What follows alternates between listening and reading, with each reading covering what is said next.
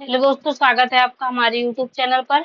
हमने इकोनॉमिक्स के घटना चक्र शुरू की है। तो इसमें मतलब हमने 2 क्लासेस ले ली है। तो अगर आपने नहीं देखा है तो क्लासेस जाके जरूर देख लीजिए। और ये 2026 की अपडेटेड डेटा के साथ आपको ये पीवाईक्यू प्रोवाइड किया जा रहा है घटना चक्र का, जो आपके एग्जाम के लिए बहुत ज्यादा इंपॉर्टेंट होगा, बहुत ज्यादा हेल्पफुल होगा। ठीक है, तो चलिए शुरू करते हैं। क्योंकि आपको पता ही है पीवाईक्यू का कितना बड़ा फैक्टर होता है यूपीपीसीएस में। तो आपके लिए बहुत इंपॉर्टेंट है, और इवन के आरओ में भी आपके लिए हेल्पफुल है। आप मतलब अदर एग्जाम के भी जो पीसीएस के मतलब जैसे बिहार पीसीएस और मतलब झारखंड पीसीएस, ये सबके भी क्वेश्चन इससे इन्वॉल्व हैं। तो आप उनके लिए भी देख सकते हैं। ठीक है, चलिए शुरू करते हैं। आज का हमारा क्या टॉपिक है?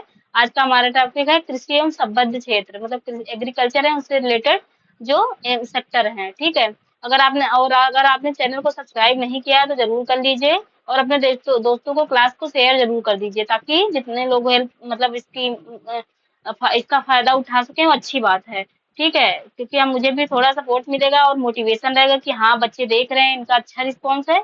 तो मुझे भी थोड़ा मोटिवेशन मिलेगा। इसलिए आप दोस्तों से आपसे मतलब है कि जरूर आप शेयर करिएगा क्लास को। ठीक है, उस क्लास को लाइक जरूर करिएगा। ठीक, चलिए शुरू करते हैं। हमारा टॉपिक है आज जो कृषि एवं संबद्ध क्षेत्र, इसमें मतलब इसका डिस्क्राइब दिया गया है ये चीज।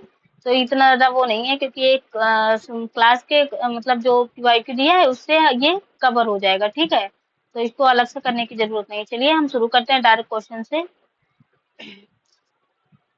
अब पहला क्वेश्चन क्या है इसमें, किसने किसान दिवस का मनाया जाता है? तो किसान दिवस कब मनाया जाता है? 23 दिसंबर को। कब?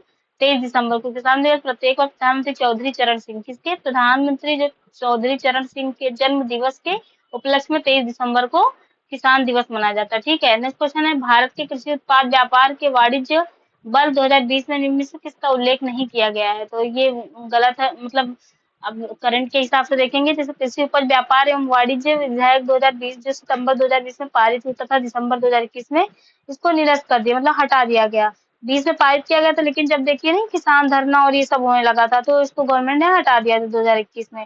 तो इसका कोई मतलब नहीं है पढ़ने का भी, क्योंकि अब ये कहाँ से क्वेश्चन बनना मतलब नहीं है कि नहीं बनेगा, क्योंकि हटा ही चुके हैं तो क्या ही बनेगा। नेक्स्ट क्वेश्चन है, केंद्रीय बजट 2020-21 में कृषि के आय को दोगुनी करने के लिए, किसी की आय के दोगुनी के उद्देश्य के साथ ग्रामीण विकास पर ध्यान केंद्रित किया गया है। बजट में घोषित 16 सूत्री कार्यक्रम कृषि सिंचाई तथा ग्रामीण विकास के चतुर्दिक केंद्रित है।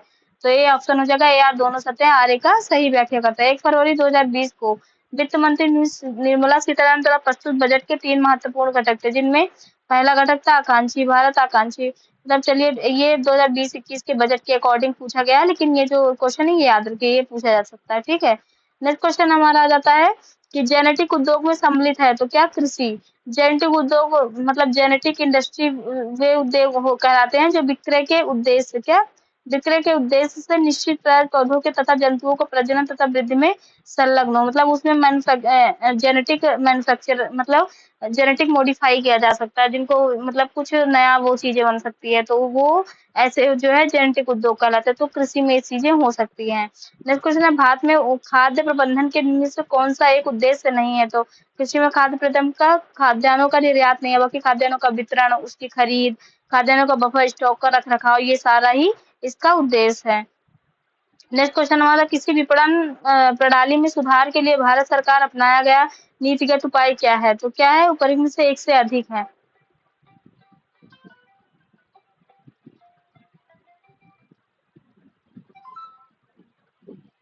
एक से अधिक है। कृषि विपणन एक ऐसी प्रक्रिया है जिसके तहत विभिन्न कृषि उस वस्तुओं का संग्रह, भंडारण, प्रसंस्करण, परिवहन, पैकेजिंग, ग्रेडिंग तथा वितरण शामिल होता है। किसानों की आय की सुरक्षा करने तथा वंचितों को रियायती दर से कृषि उत्पाद खरीदने हेतु कृषि विपणन प्रणाली में सुधार के लिए भारत सरकार अपनाए गए प्रमुख नीति है। सार्वजनिक वितरण प्रणाली पीडीएस के माध्यम से खाद्य सामग्री का वितरण, कृषि उत्पादों या न्यूनतम समर्थन मूल्य एमएसपी की घोषणा, भारतीय खाद्य निगम द्वारा बफर स्टॉक का रखरखाव आदि। नेक्स्ट है, अन्न दर्पण परियोजना के संबंध में किन कथनों पर विचार कीजिए? तो यह कृषि एक एवं किसान कल्याण मंत्रालय भारत सरकार द्वारा शुरू की गई है। इसका उद्देश्य आपूर्ति श्रृंखला प्रबंधन प्रणाली का आधुनिक बनाना है। इसको डिपो ऑनलाइन सिस्टम के रूप में भी जाना जाता है। इसके मंडियों, मिलों और डिपो स्वामित्व और किराए दोनों के साथ संभागीय क्षेत्रीय, जोनल एवं मुख्यालय स्तरों पर परिचालन शामिल नहीं है। तो इसमें क्या ऑप्शन हो जाएगा? इसमें बी ऑप्शन है, 2 और 3 सही है इसमें। ठीक है, 2 और 3 सही है, बाकी और गलत है।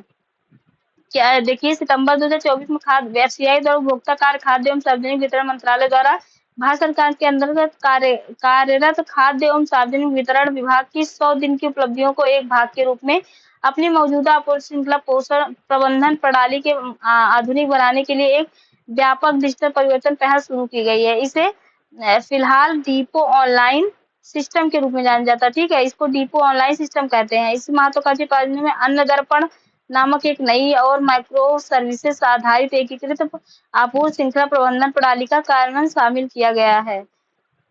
ठीक है, इसमें मिंडो मिलो डिपो के साथ मंडल, क्षेत्रीय खंडवार और मुख्यालय संचालन सहित विभिन्न स्तरों पर संपूर्ण आपूर्ति श्रृंखला संचालन एवं सेवाओं को सुव्यवस्थित व बेहतर बनाने के उद्देश्य से आधुनिक बनाया जा रहा है। परिवर्तन उन्नत प्रौद्योगिकी, अत्याधुनिक सूचना प्रौद्योगिकी, वातावरण और एक अनुकूलित आर्किटेक्चर फ्रेमवर्क की सहायता से किया जा रहा है। ठीक है, ये सारा उसका है। तो अगर आपको लगे तो पढ़ लीजिएगा, बाकी आपको टेलीग्राम में ये पीडीएफ प्रोवाइड किया जाएगा। आप मुझे कमेंट करके बताइए कि अगर आपको पीडीएफ चाहिए होगा तो। ठीक है, टेलीग्राम भी अमर क्लासेस नाम से ही है, तो आप टेलीग्राम सर्च कर लीजिएगा, टेलीग्राम पे जाके अमर क्लासेस, तो आपको मिल जाएगा। ठीक है, ठीक, वहाँ पे आपको पीडीएफ मिल जाएगा और क्लास की नोटिफिकेशन भी टाइम टाइम पे आपको मिलती रहेंगी और एक्स्ट्रा जो नोटिफिकेशन जानकारी है वहाँ पे आपको मिलती रहेंगी। ठीक है, तो आप जरूर फॉलो कर लीजिएगा। हाल ही में बीते दिनों में निम्नलिखित में से कौन सा कार्य कौन सी नीतियां भारत के चावल के मूल्य को प्रभावित कर रही थी? तो कौन सी है? सब है। न्यूनतम समर्थन मूल्य एमएसपी, सरकार द्वारा व्यापार करना, सरकार द्वारा भंडारण करना, उपभोक्ता संघ की, ये सारी ही चीजें, क्योंकि गवर्नमेंट जब चीजें करने लगती है तो वो जरूर प्राइस को तो मतलब जो है फ्लक्चुएट तो करेगा ही। ठीक है, नेक्स्ट क्वेश्चन हमारा आ जाता है, भारत के निम्नलिखित में से किन्हें कृषि में सार्वजनिक निवेश माना जा सकता है? तो कृषि में सार्वजनिक निवेश किसको माना जा सकता है? तो इसमें प्राथमिक कृषि साख समितियों को कंप्यूटरीकरण, सही बात है। सामाजिक पूंजी विकास, सही है। उसके बाद क्या है? सरकारों द्वारा शीतगार सुविधाओं को स्थापित करना, सही है। इसमें सभी फसलों को कृषि उत्पाद के लिए न्यूनतम एमएसपी निर्धारित करना, नहीं, ये गलत हो जाएगा, सभी के लिए थोड़ी होगा। नेक्स्ट क्वेश्चन है, नेक्स्ट है कृषकों के निःशुल्क बिजली का पूर्ति, इससे भी नहीं होगा। बैंकिंग प्रणाली कृषि ऋण से माफी, नहीं, ये सबसे नहीं होगा। तो उसमें जो है क्या ऑप्शन हो जाएगा? सी ऑप्शन, 2, 3 और 6 हो जाएगा। नेक्स्ट क्वेश्चन हमारा जाता है कि प्रधानमंत्री किसान सम्मान निधि योजना किस तारीख को शुरू की गई थी? तो किस तारीख को शुरू की थी? इससे नहीं देगा तो पीएम किसान सम्मान निधि, पीएम किसान योजना 100% केंद्रीय क्षेत्र की योजना है, जिससे किसान की आय सहायता पहुंचाने के उद्देश्य से 24 फरवरी 2019 को प्रारंभ किया गया था। इस योजना के तहत पात्र किसान परिवार को प्रत्येक 4 महीने में 3 समान किस्तों पर 6,000 प्रतिवर्ष सीधे लाभार्थी के खाते में भेजा जाता है। प्रारंभ में यह योजना केवल सीमांत कृषकों, 2 हेक्टेयर के से कम जोत वाले को ही के लिए ही था, लेकिन बाद में 31 मई 2019 को कैबिनेट निर्णय के उपरांत यह सभी किसानों के लिए लागू हो गई। दिसंबर 2019 के बाद का भुगतान लाभार्थियों के आधार रिकॉर्ड प्रमाणीकरण के बाद किया जा रहा है।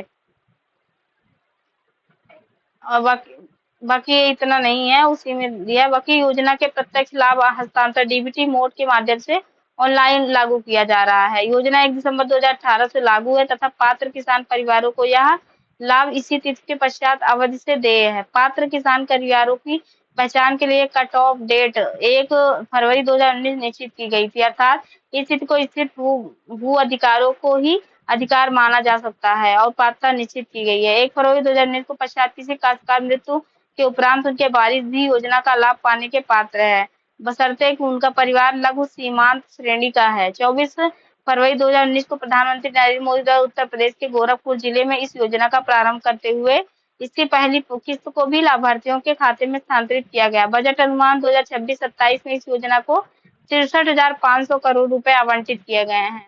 ठीक है, संशोधित अनुमान के हिसाब से इसको 2025 में कितना, उतना ही, मतलब जितना पहले दिया था उतना ही दिया, 63,500 करोड़ रुपए। ठीक है, नेक्स्ट प्रधानमंत्री किसान सम्मान निधि योजना प्रभाव में आई थी, कब आई थी? 24 फरवरी 2019 को। कब? 24 फरवरी 2019 को आई थी। प्रधानमंत्री किसान सम्मान निधि पीएम किसान 24 फरवरी 2019 को आई थी, वही ऊपर वाला फिर से पूछा है, तो 24 फरवरी 2019 को आई थी। नेक्स्ट क्वेश्चन है, राष्ट्रीय किसान बाजार नेशनल एग्रीकल्चर मार्केट स्कीम को क्रियान्वित करने के लिए क्या लाभ है? तो इसका क्रियान्वित करके यह कृषि वस्तुओं के लिए सार्व भारतीय इलेक्ट्रॉनिक व्यापार पोर्टल है, सही बात है। यह कृषकों के लिए राष्ट्रव्यापी बाजार सुलभ कराता है, जिससे उनके उत्पाद को गुणवत्ता के अनुरूप कीमत मिलती है, सही बात है।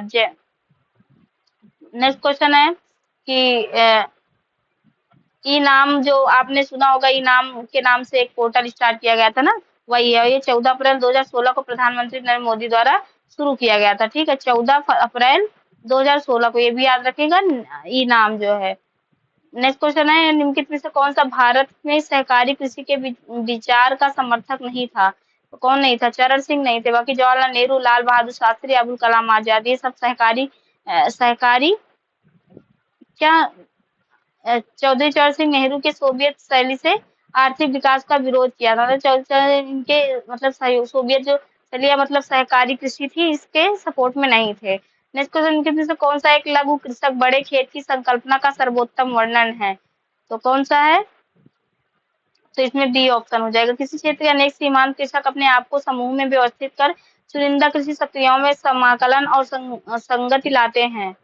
ठीक है, नेक्स्ट क्वेश्चन है कि बुलक कैपिटलिस्ट बैल पूंजीपति किसे कहा जाता है? तो किसे? उन किसानों को जिनके पास कुछ साधन तो हैं पर धनाढ्य नहीं है। नेक्स्ट क्वेश्चन हमारा आ जाता है, निम्नलिखित में से कौन सा भारत में भूमि सुधार का हिस्सा नहीं है? तो कौन नहीं है? बहुफसली योजना। भारत में आजादी के समय एक ऐसी कृषि व्यवस्था मौजूद थी जिसमें भूमि का स्वामित्व कुछ हाथों में केंद्रित था, अतः देश के समृद्ध बनाने हेतु भूमि सुधार को अति आवश्यक माना गया था।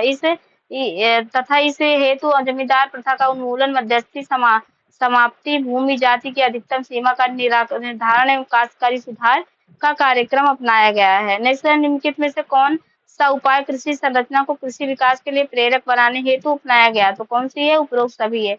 भूदित्य सुधार, मध्यस्थों की समाप्ति, जोतों की हदबंदी, ये सारा ही ऑप्शन सही है। नेक्स्ट क्वेश्चन है, भारत में पट्टेदारी सुधार में उपायों के संदर्भ में कौन सा कथन सही है?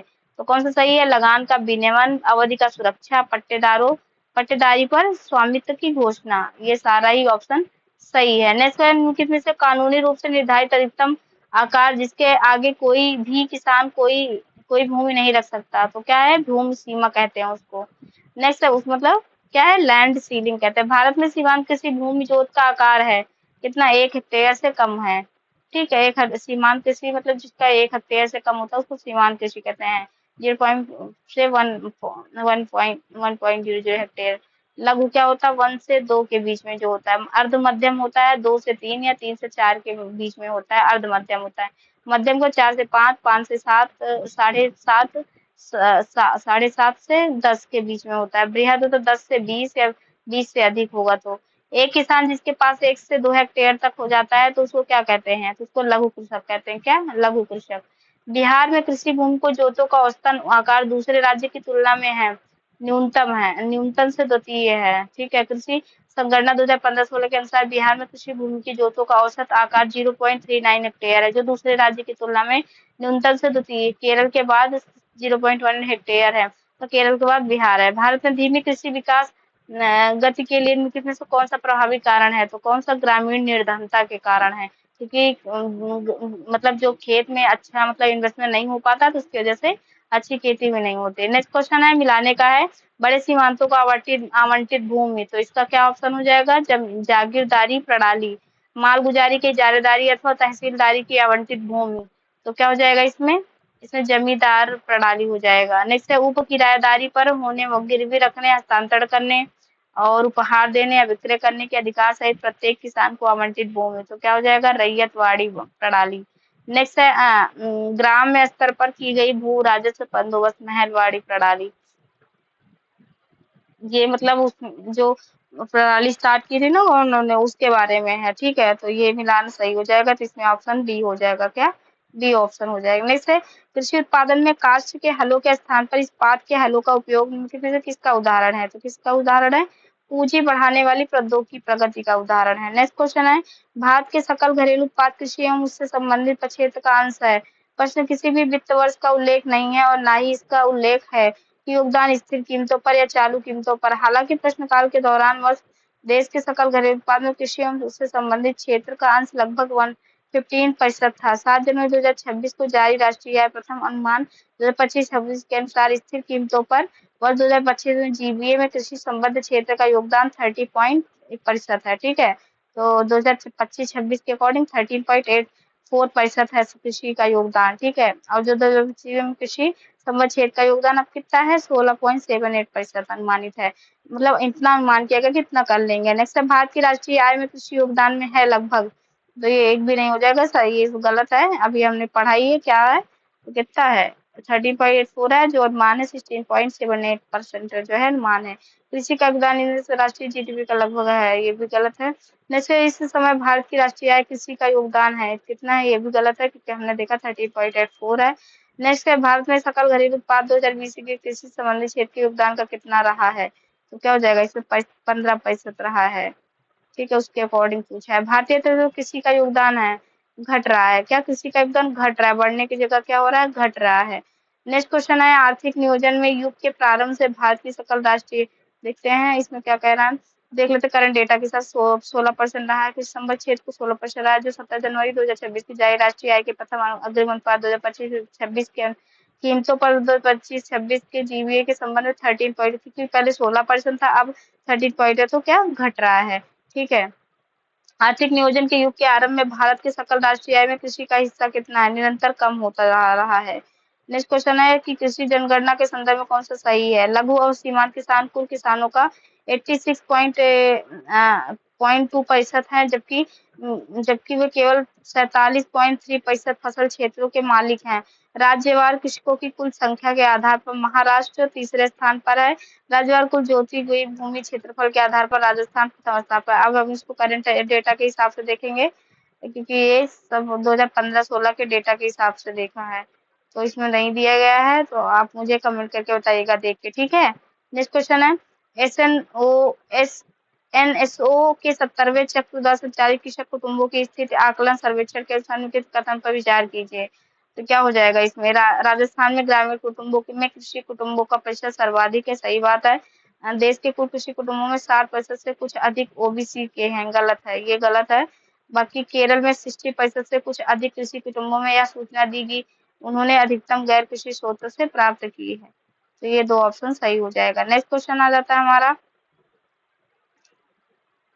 कि राष्ट्रीय पशुधन सर्वेक्षण कार्यालय कार्यालय के 2014 के अनुमान ग्रामीण परिवार को कृषि में नियोजित ग्रामीण परिवार का प्रतिशत है कितना है, 57.8% है ग्रामीण स्तर से, मतलब जो योगदान है ग्रामीण परिवार का प्रतिशत कितना है, आप कितना करंट के हिसाब से 27.3% है, कितना 27.3% है। कुल अनुमानित कृषक परिवारों का लगभग 45.4% अन्य पिछड़े वर्ग से, लगभग 16.3% कृषक परिवार अनुसूचित जाति से, लगभग 13.3% अनुसूचित जनजाति से, लगभग 25% अन्य हैं।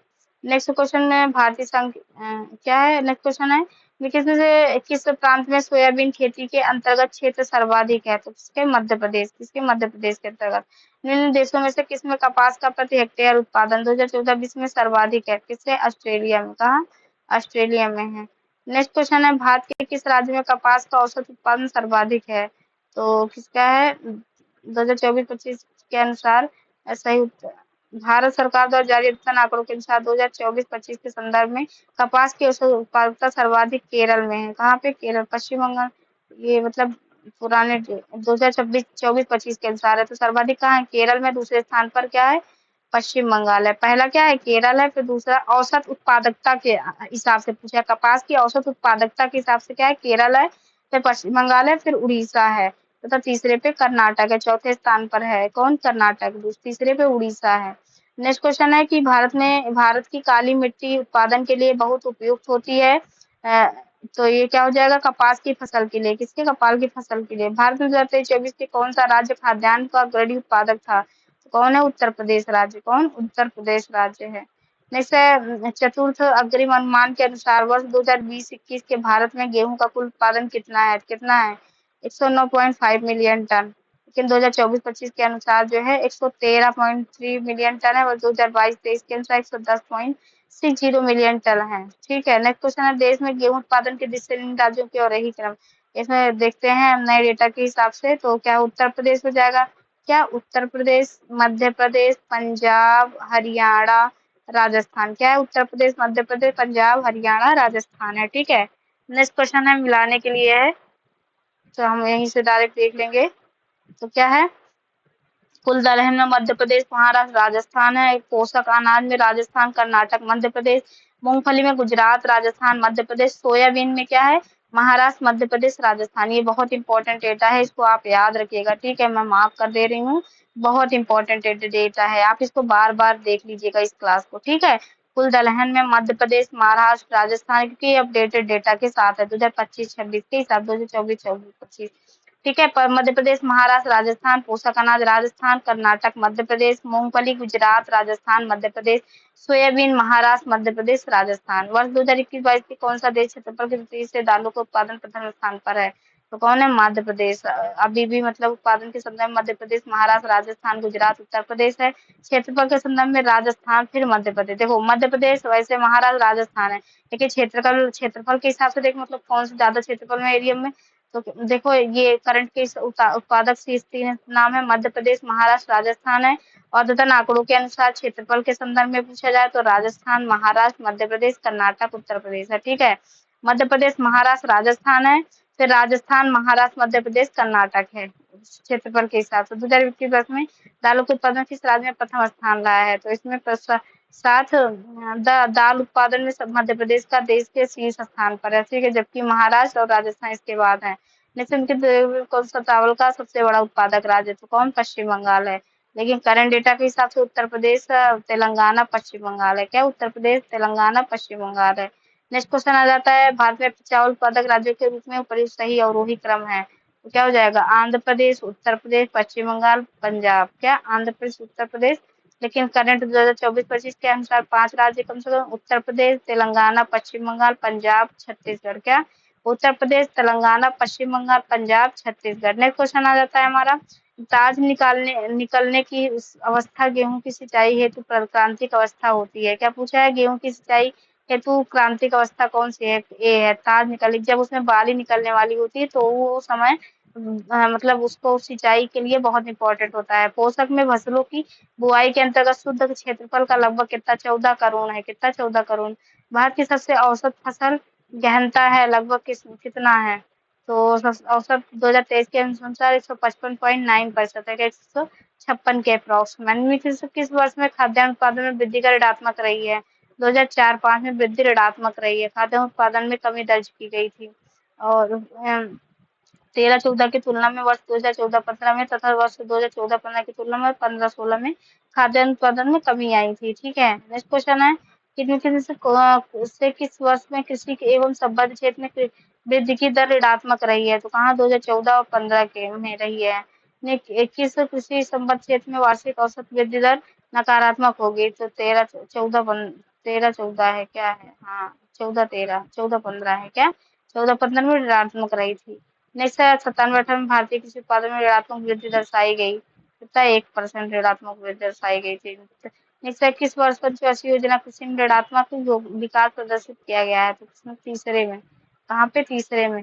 तीसरी पंचवर्षीय योजना कृषि ऋणात्मक वृद्धि में दर्शाती की गई 2061-62 के दौरान कृषि में उत्पादन वृद्धि दर 1.0% की दर्ज की गई थी। नेक्स्ट है भारत में खाद्यान्न उत्पादन में लगभग आत्मनिर्भरता प्राप्त हो गई है, अब भारत के थोक मात्रा में खाद्यान्न को आयात नहीं करता है, ये सही है, हाँ तभी मतलब कर वो खाद्यान्न आपूर्ति कर पा रहा। भारत में राष्ट्रीय खाद्यान्न सुरक्षा प्राप्त कर ली है, परंतु पारिवारिक सुरक्षा नहीं प्राप्त की है, तो क्या हो जाएगा, खाद्यान्न स्टॉक पर्याप्त है परंतु सभी परिवारों को उसे प्राप्त करने में समर्थ नहीं है।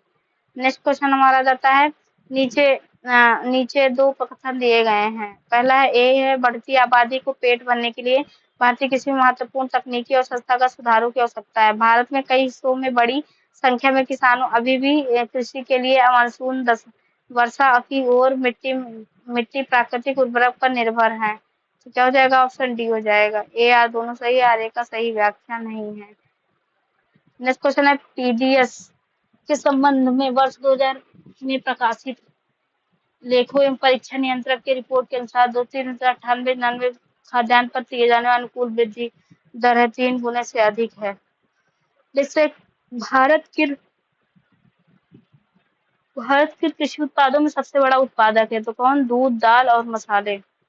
2024-25 के हिसाब से है, चावल उत्पादक शीर्ष है भारत, चीन, बांग्लादेश, इंडोनेशिया, वियतनाम, ठीक है।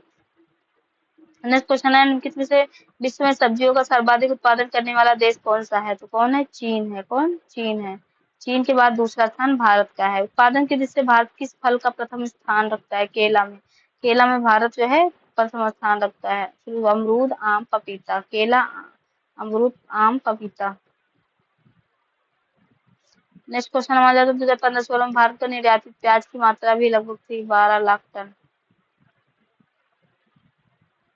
2024 में 25 में इतना है, ठीक है। 453.95 नेक्स्ट, तो 22-23 के दौरान हल्दी के बारे में। भारत विश्व में हल्दी में सबसे बड़ा उत्पादक और निर्यातक है। भारत हल्दी में 30 से अधिक किस्में उगाई जाती है। भारत में महाराष्ट्र, तेलंगाना, कर्नाटक और तमिलनाडु प्रमुख हल्दी उत्पादक राज्य हैं। तो इसमें क्या हो जाएगा? तीनों ही ऑप्शन सही हो जाएगा। नेक्स्ट क्वेश्चन है कि भारत संयुक्त राज्य अमेरिका से सेब आयात नहीं करता है। भारत में विधि के अनुसार सक्षम प्राधिकारी के अनुमोदन के बिना अनुवांशिक रूप से रूपांतरित खाद्य के आयात पर प्रतिषेध है। तो ऑप्शन इसमें क्या हो जाएगा? एक सही नहीं है, क्योंकि ये गलत है। सेब आयात करते हैं हम भारत वहां से, यूएसए से। सेकंड वाला सही ऑप्शन है। नेक्स्ट क्वेश्चन हमारा आ जाता है, मतलब सही मिलाने के लिए आया है क्वेश्चन। तो काशी लालिमा निम्नलिखित में किस फसल की प्रजाति है? किसकी है? भिंडी की। किसकी? भिंडी की जो है काशी लालिमा फसल है। और उसको बाद मिलाने दिया है तो हो जाएगा आम उत्तर प्रदेश, लीची बिहार, नारियल केरल केरल और सेब जम्मू कश्मीर। नेक्स्ट क्वेश्चन आ जाता है, सुमेलित नहीं है कौन सा? तो रबड़ थाईलैंड है, जैतून स्पेन है, गन्ना ब्राजील है। कहाँ? गन्ना ब्राजील। और कहवा भी ब्राजील ही होता है। नेक्स्ट, कॉफी उत्पादक देशों में उनके कॉफी उत्पादक अवरोही क्रम में व्यवस्थित करें। तो क्या हो जाएगा इसमें? सी हो जाएगा, Brazil, Vietnam, Colombia, Indonesia. Next question में किसी कौन सा सही सुमेलित नहीं है? बगानी फसल, देश के नाम। तो इसमें कौन सा सुमेलित है? कहवा। कहवा जो है असंगत है। कॉफी उज्बेकिस्तान, वाणिज्यिक कॉफी की तरह कॉफी बेल्ट भीतर उगाई जाती है। कहाँ? उज्बेकिस्तान में। बाकी सब सही है। रबड़ मलेशिया, चाय Sri Lanka, cocoa Nigeria. Next question हमारा आता है, भारत में सबसे अधिक कॉफी उत्पन्न करने वाला राज्य कौन सा है? तो कौन है? कर्नाटक है। कौन? कर्नाटक में सबसे ज्यादा कॉफी होती है। नेक्स्ट है, भारत में किसी जिनसों के निर्यात की श्रेणी है? उपयुक्त सभी। परंपरा निर्यात वस्तु, उपरांत उप अपरंपरागत हेतु किंतु निश्चित वाली वस्तु, अपरंपरागत अच्छी संभावना वाली वस्तु। नेक्स्ट क्वेश्चन आ जाता है हमारा, भारत द्वारा आयातित कृषि चीजों में पिछले 5 वर्ष में निम्नलिखित से किस एक का मूल्य आधार अधिकतम होता है? तो किसका? वनस्पति तेल का मूल्य आधार अधिकतम आयात रहा है। नेक्स्ट क्वेश्चन है, निम्नलिखित में से दलहनों में से किसकी 2015-16 में सर्वाधिक आयात किया गया है? किसकी? मैसूर। किसकी? मसूर का ज्यादा किया गया है। नेक्स्ट क्वेश्चन है, किसी कौन सा कृषि उत्पाद उत्पाद अपने निर्यात से देश के सर्वाधिक विदेशी मुद्रा प्राप्त करता होता है? तो क्या? बासमती चावल हो जाएगा। क्या? बासमती चावल। नेक्स्ट क्वेश्चन आ जाता है, निम्नलिखित में से कौन भारत के कृषि निर्यात की सर्वाधिक मूल्यवान वस्तु है? तो कौन सी है?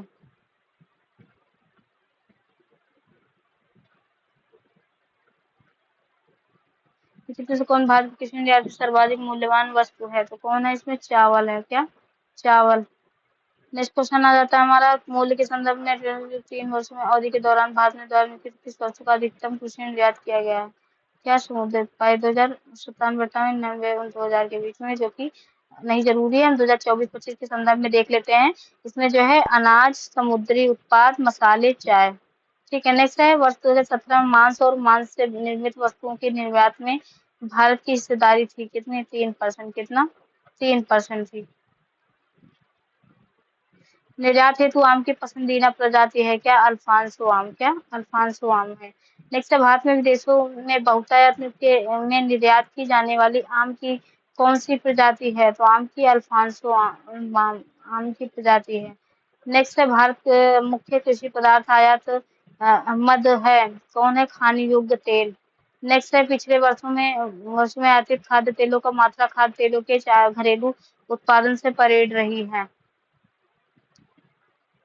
जैसे सरकार विशेष के तौर पर सभी आयातित खाद्य तेलों पर किसी प्रकार का सीमा शुल्क नहीं लगाई गई। तो ये एक हो जाएगा ऑप्शन। 2024-25 में केंद्रीय बजट भाषण है, आत्मनिर्भरता के लक्ष्य के तहत किस किस तेल बीज को शामिल नहीं किया गया है।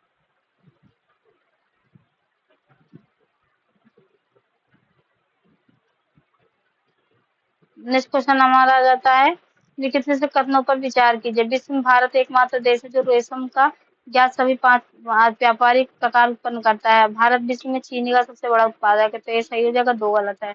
चीनी का सबसे बड़ा क्यूबा और ये सब है, ठीक है, भारत नहीं है।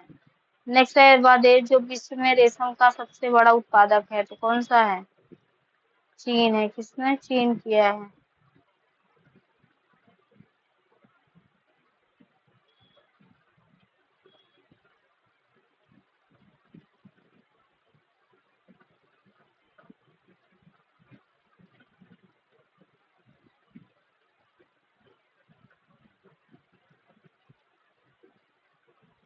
नेक्स्ट क्वेश्चन, हमारा देश जो विश्व में रेशम का सबसे बड़ा उत्पादक देश है, तो कौन है? चीन है। कौन? चीन है। नेक्स्ट निम्नलिखित में से कौन सा एक कृषि उत्पादकता बढ़ाने का रास्ता है, तो कौन? इसमें से कोई नहीं, तो देख लेते हैं। नेक्स्ट निम्नलिखित में से कौन सा भारतीय कृषि में उत्पादकता का कारण नहीं है, तो कौन नहीं है? सहकारी कृषि नहीं है। बाकी सारे ऑप्शन मतलब हैं। भारतीय अर्थव्यवस्था कृषि का महत्व उसके निम्नलिखित में से किस योगदान से जाना जाता है? किस योगदान से? उपयोग सभी, राष्ट्रीय आय एवं रोजगार, औद्योगिकी एवं विकास, अंतर्राष्ट्रीय व्यापार, खाद्यान्न आपूर्ति। ठीक है। नेक्स्ट क्वेश्चन हमारा आ जाता है, भारत के आर्थिक संकेतों का कृषि उत्पादन से संबंधित निम्नलिखित लोगों पर कौन सा सुमेलित है, तो कौन सा इसमें सुमेलित हो जाएगा? प्रश्नकाल के दौरान पे दिए गए अग्रिम अनुमान 2025-26 के अनुसार 2025 में पहलू कीमतों पर जीडीपी प्रति व्यक्ति आय क्रमशः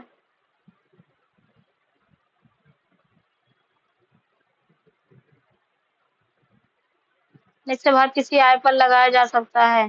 राज्य सरकारों द्वारा। किस पे? राज्य सरकार द्वारा। भारत किसी क्षेत्र संस्कृति के कितने प्रतिशत लोगों को प्रत्यक्ष रोजगार प्रदान करता है? उत्तर प्रदेश सर्वाधिक प्रतिशत कर्मचारी नियोजित हैं कृषि क्षेत्र में। कहाँ? कृषि क्षेत्र में।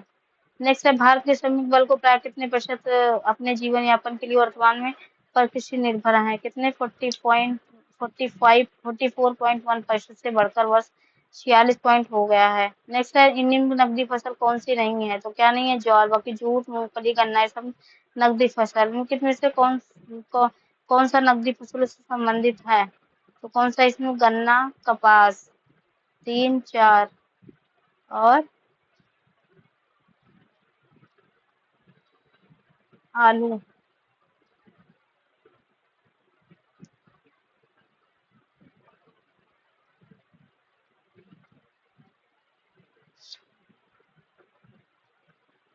धान नकदी फसल नहीं है, बाकी आलू, गन्ना और कपास, सफेद सरसों, ये भी जो है रेपसीड, मतलब ये भी नकदी फसल। उत्तर प्रदेश किसान बही योजना लागू की गई थी, कब लागू की गई थी? 1992 में। कब? 1992 में बही योजना लागू की गई थी।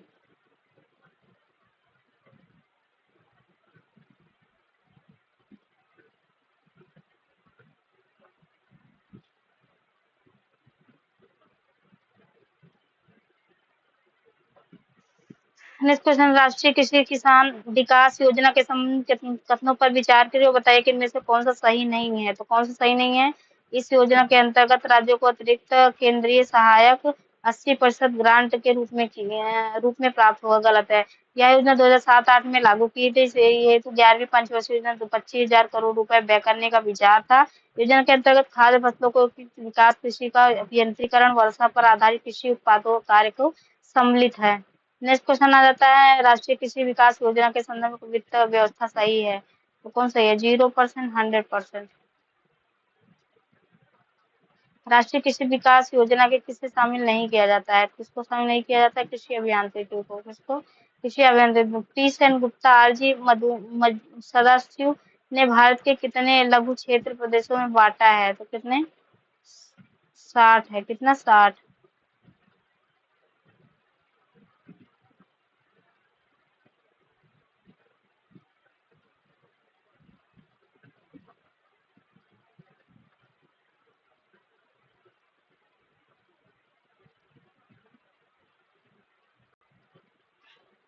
नेक्स्ट क्वेश्चन है, लिखित में से कौन सा कार्यक्रम राष्ट्रीय संपोषणीय कृषि मिशन से संबंधित नहीं है, तो कौन नहीं है? पीएम एसकेएसवाई, बाकी रेड, एससी, आरकेबी सब सही है। वर्षा सिंचित कृषि क्षेत्र जोतों को विकास के साथ साथ प्राकृतिक संसाधनों का संरक्षण, देश के खाद्यान्नों की बढ़ती हुई मांग को पूरी करने की पूंजी है। इस उद्देश्य 2014-15 में राष्ट्रीय सतत कृषि मिशन नमसा प्रारंभ किया गया, जिससे एक एकीकृत खेती, जल प्रयोग, सोशल मृदा स्वास्थ्य प्रबंधन बढ़ाने पर ध्यान केंद्रित हुआ। बहुत बढ़ करते हुए विशेष रूप से वर्षा सिंचित क्षेत्र में कृषि उत्पादकता बढ़ाई जा सके। नमसा सतत कृषि मिशन अपना अधिदेश प्राप्त करता है, जो कि राष्ट्रीय जलवायु परिवर्तन कार्य मंत्रालय एनएफसी के अंतर्गत रेखे 8 मिशनों में से एक है। नेक्स्ट क्वेश्चन है कि 8वीं योजना के संदर्भ में योजना आयोग भारत कितने प्रमुख कृषि जलवायु क्षेत्रों में किया गया था, मतलब बांटा गया था? 15। कितने? 15 क्षेत्रों में। राष्ट्रीय हॉर्टिकल्चर मिशन किस पंचवर्षीय योजना के आरंभ किया गया था? तो किसके?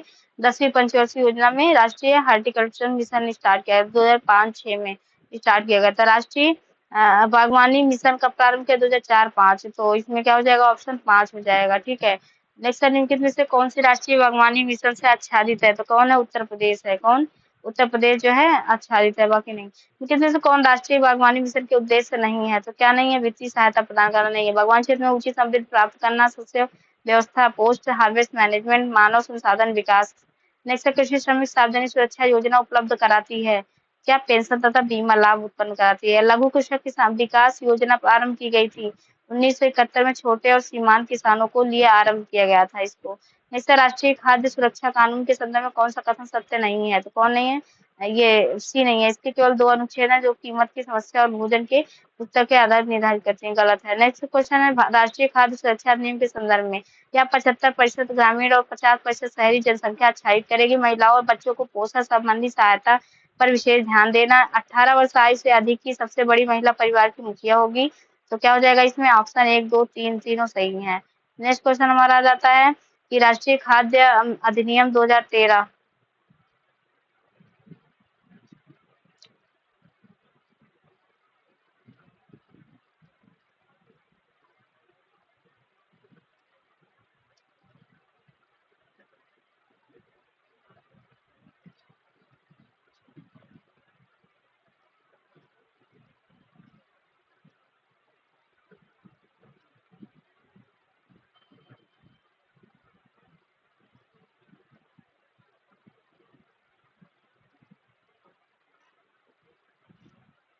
क्वेश्चन क्या है? राष्ट्रीय खाद्य सुरक्षा अधिनियम 2013 अधीन बनाए गए उपबंधों के संदर्भ में निम्नलिखित कथनों पर विचार कीजिए। तो इसमें क्या हो जाएगा? ऑप्शन 2 ही सही हो जाएगा। परिवार में 18 वर्ष से उससे अधिक उम्र के सबसे अधिक उम्र वाली महिला ही राशन कार्ड निर्गत किए गए प्रयोजन के परिवार का मुखिया होगी। कौन? मतलब जो महिला वुमेन होती है वो जो है वही होती है। बाकी सारे ऑप्शन गलत है। ठीक है। ये अगर आपको देखना हो तो ये डिस्कशन देख लीजिएगा, वैसे ये बार बार रिपीट हुआ है। ठीक है। नेक्स्ट क्वेश्चन, राष्ट्रीय खाद्य सुरक्षा अधिनियम के संदर्भ में निम्नलिखित में से कौन सा कथन सही है? तो कौन सा कथन सही है इसमें से? तो इसमें 1 और 2 सही हो जाएगा। क्या? 1 और 2 या 75% और 50% शहरी जनसंख्या तक विस्तारित होगा।